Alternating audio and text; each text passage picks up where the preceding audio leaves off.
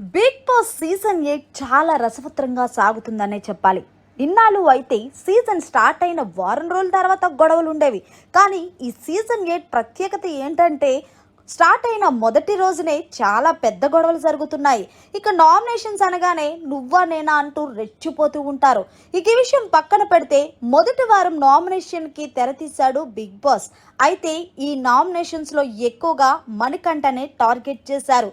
Manikanta behave బాలేదని, మణికంఠ ఎక్కువగా మాట్లాడుతున్నాడని మిగిలిన హౌస్ మేట్స్ అందరూ నామినేషన్ పై ఎక్కువ ఓట్లు వేయడంతో మణికంఠ నామినేషన్లోకి వచ్చాడు. ఇక మొదటి వారం నామినేషన్లోకి వచ్చిన ఇంటి సభ్యులు ఎవరు అంటే విష్ణుప్రియ, బేబక్క, పృథ్వీ, మణికంఠ, సోనియా, శేఖర్ భాషా.